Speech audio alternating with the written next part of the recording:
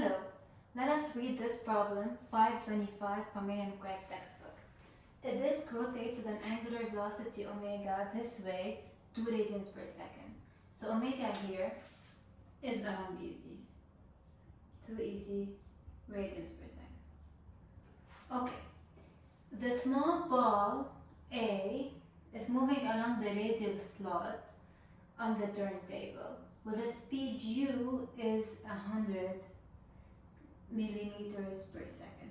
Okay, so that's the speed A inside the slot. We're gonna see what that means. Determine the absolute velocity of the ball. So we want to determine VA.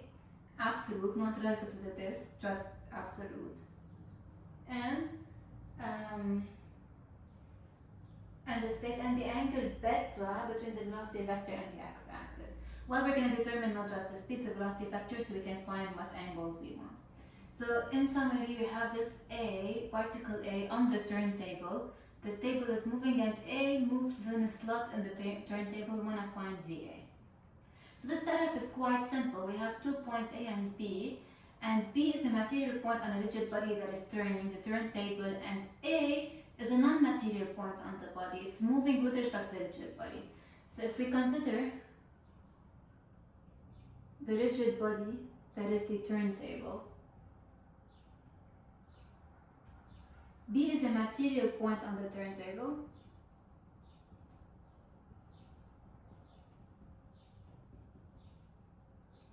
and A is moving relative to table.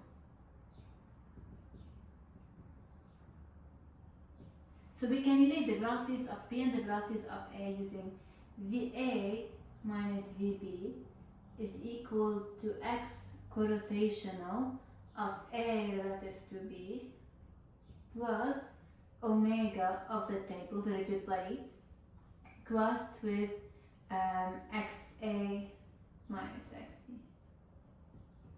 Okay, so here we have a corrotation versus EX and DY already present on the turntable. So XA minus XB is simply whatever this distance is. At this case, 0.125 EX meters at the instant considered.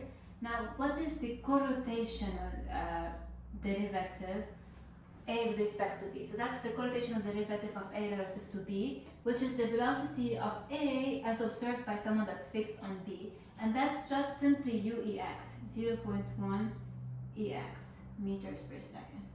And if we do these cross products, VB is equal to 0, we should be able to find VA vector.